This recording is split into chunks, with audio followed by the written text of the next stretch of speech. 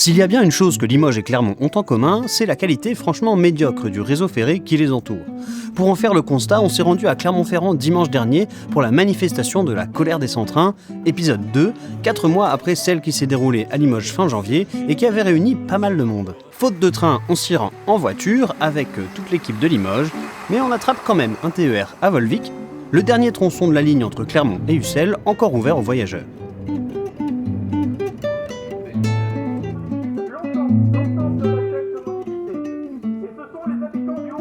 Alors, est-ce que tu peux nous présenter ton collectif ? Alors donc je suis Christian Roy, je suis président de la fédération Agir pour la ligne Clermont-Ferrand-Le Mont-d'Or-Ussel-Tulle, porte-parole de la colère des Centrins qui organise la mobilisation d'aujourd'hui avec la Déroute des routes et l'Agence écologique et sociale. Et cette liaison-là, elle a disparu quand à peu près ? Alors, la liaison Saint-Étienne-Clermont-Ferrand c'est 2014 et la liaison Clermont-Ferrand jusqu'à Tulle, c'est aussi 2014, et Clermont-Ferrand-Le Mont-d'Or, c'est 2016. Je suis usager de la ligne Limoges-Ussel, Oui. du coup qui avant allait jusqu'à Clermont, et puis maintenant c'est vrai que c'est la croix et la bannière. Ça Quoi. s'arrête à Ussel. Surtout que les bus de la région concordent pas, les bus de la région Aura concordent pas avec les horaires de TER. Allez, avec un bon espoir, dans combien de temps on peut la revoir ouverte ? Nous, on aimerait bien 2030. C'est assez cohérent. Enfin, sur la ligne qui va jusqu'à Ussel, 2030, c'est tout à fait cohérent puisque à partir du moment où on décide de la valider, allez, il y a 1 an de travaux et on roule. Il n'y a que le morceau entre l'accueil et Ussel qui est à reprendre. C'est une histoire de 30 millions d'euros. Ça n'est pas un problème. Quand on consacre 300 millions d'euros pour faire une déviation de 10 km autour du Puy-en-Velay, on a les moyens de mettre 30 millions d'euros pour faire du train. Eh oui, moi j'irais même plus loin, quand on met des milliards dans la guerre, on peut bien en mettre des millions dans le train. Écoute, t'étais venu à Limoges au dernier rassemblement de la colère des Centrins ? Ah bah bien sûr, évidemment, puisque c'est tout le Massif central qui demande du train.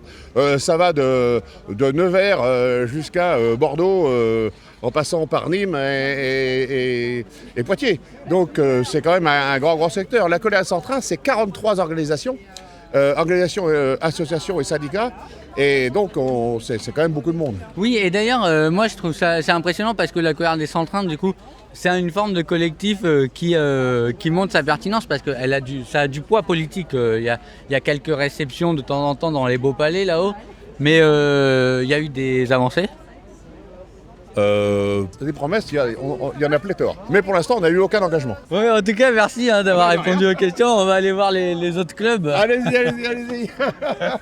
Du coup, toi, tu fais partie du collectif Le Train 63 42 69. C'est ça. Ouais, est-ce que tu vas bien nous le présenter ? C'est une association qui s'est créée en 2022, qui a pris la suite d'un collectif ferroviaire qui s'était créé en 2020 pour défendre la réouverture de la liaison ferroviaire entre Clermont-Ferrand et Saint-Étienne, qui a été suspendue il y a 10 ans, quasiment jour pour jour. Elle a été suspendue pour quelles raisons ? Alors, les raisons officielles, c'est les raisons de sécurité, puisque en fait, on nous expliquait déjà à l'époque que les rails, ils se dilataient l'été, et comme les rails ils chauffent, pour des raisons de sécurité, on ne pouvait plus faire circuler les trains, mais en fait la réalité on la connaît tous, c'est des décennies d'abandon, de désinvestissement sur cette section centrale qui était entre Thiers dans le Puy-de-Dôme et Boins-sur-Lignon dans la Loire. Donc petit à petit on a laissé mourir cette section-là pour mieux justifier sa fermeture en 2016.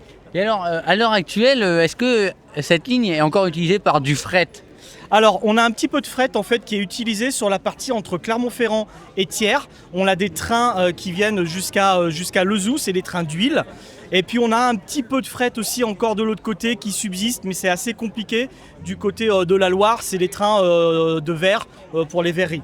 Mais effectivement, le fret, ça serait aussi un atout pour rétablir cette liaison ferroviaire, puisque sur la section qui est suspendue actuellement, il y a une grosse activité de bois, de découpe de bois, une grosse activité forestière.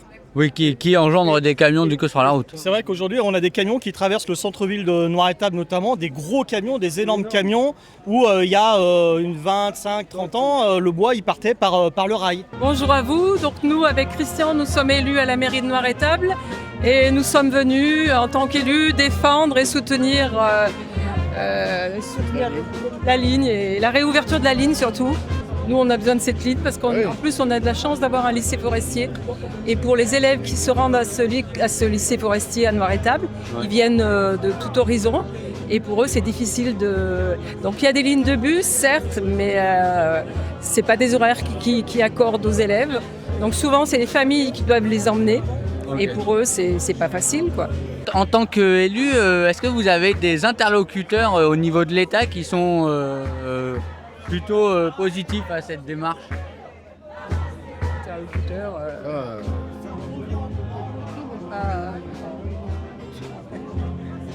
Non, il n'y a pas grand monde, on dirait. Et au niveau de la région? La région, c'est eux qu'il faudrait qu'ils... oui, qui se manifestent.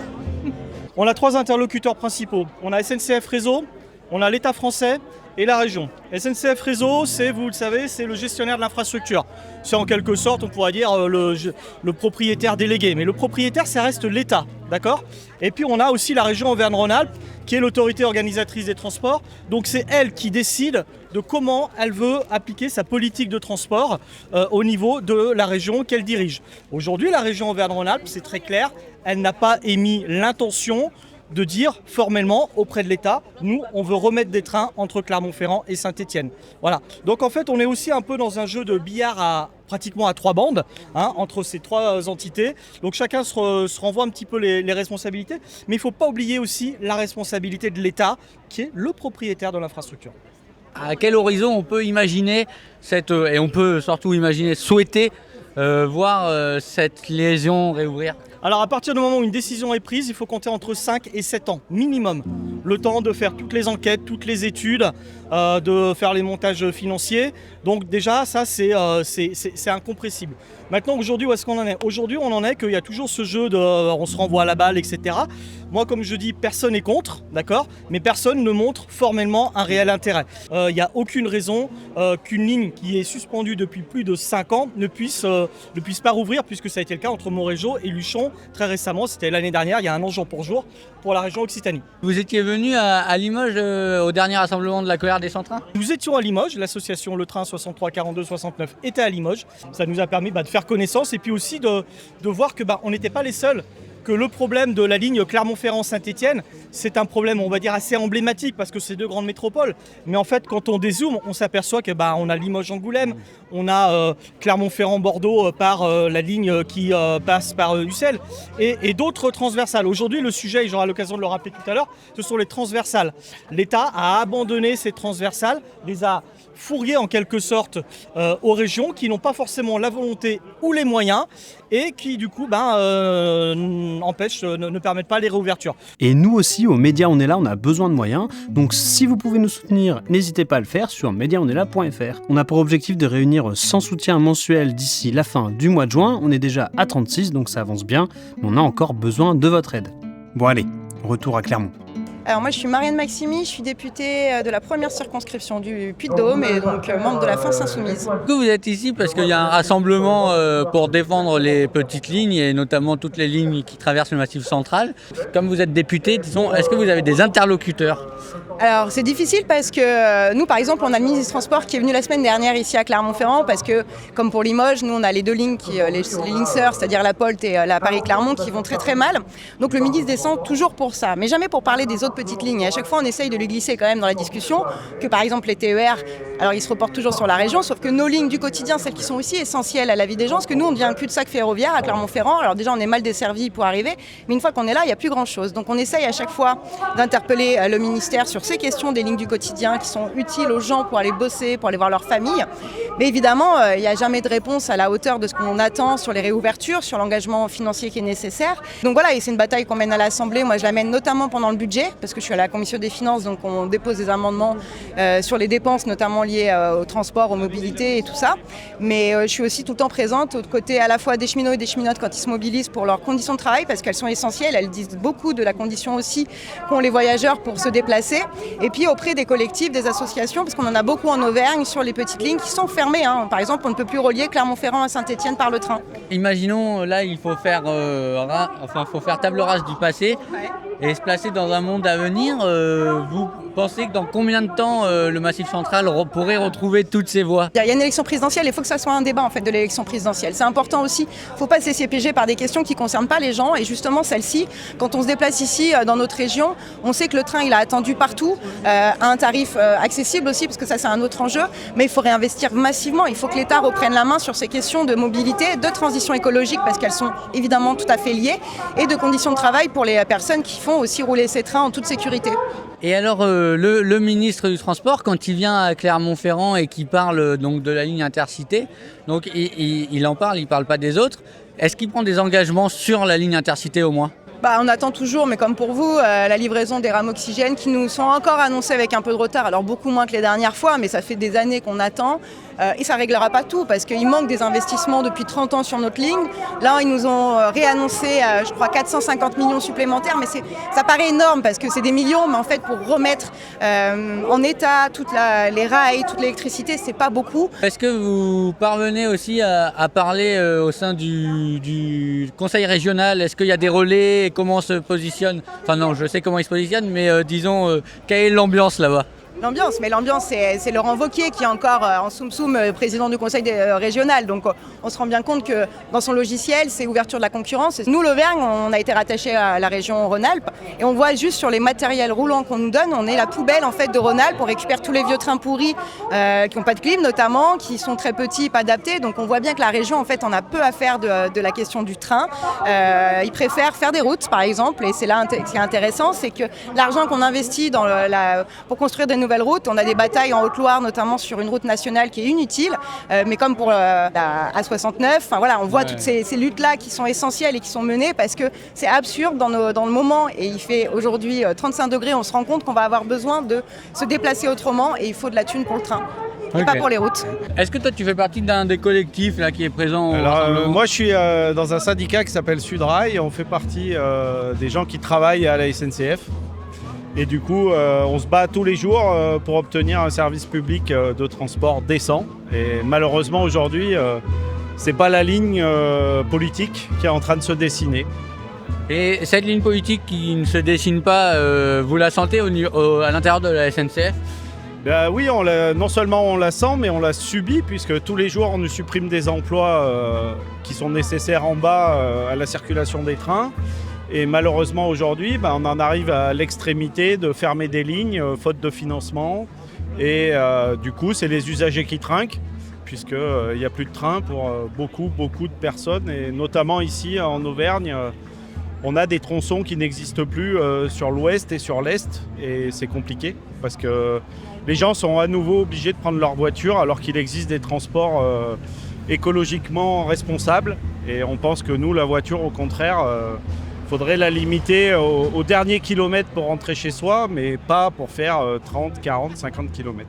Ces fermetures, elles ont été justifiées par quoi? Faute d'investissement sur les voies ferrées notamment. C'est un manque d'entretien qui a fait qu'aujourd'hui, on ne peut plus permettre la circulation de train dessus, parce que la circulation est devenue dangereuse. Mais des fois, c'est quelques millions d'euros qu'on met pas sur le ferroviaire et qu'on va mettre par exemple pour faire un nouveau tronçon d'autoroute, typiquement. Aujourd'hui, la fermeture des lignes entre Ussel, Volvic et de l'autre côté entre Boin et Thiers, on estime à peu près qu'il faudrait 200 millions d'euros pour l'ouvrir à nouveau et permettre la circulation de trains. Et aujourd'hui, ces 200 millions d'euros, le choix qui est fait, c'est pas de les mettre dans le ferroviaire, c'est de les mettre dans la voiture. Du coup, dans 10 ans, imaginons, c'est quoi votre infrastructure de rêve dans 10 ans? Est-ce qu'on réouvre plus de voies encore ou on en construit des nouvelles? Qu'est-ce qu'on fait dans 10 ans? Sans être utopique aujourd'hui, si on veut avoir une société égalitaire, que chacun ait droit à un transport en commun et que ce soit plus obligatoire d'avoir une voiture personnelle, non seulement il faut rouvrir les structures existantes qui sont aujourd'hui suspendues, mais il va falloir en développer d'autres. Un grand merci à toutes les associations et toutes les personnes qui ont répondu à notre micro. Et si vous voulez en savoir plus sur la colère des centrins, notre dernier entretien est sur ce sujet-là avec 2 de ses représentants qui nous expliquent tout sur la loi cadre, l'ouverture à la concurrence et globalement les fermetures de lignes. Et il y a aussi pas mal de vidéos sur le sujet sur la chaîne. À bientôt.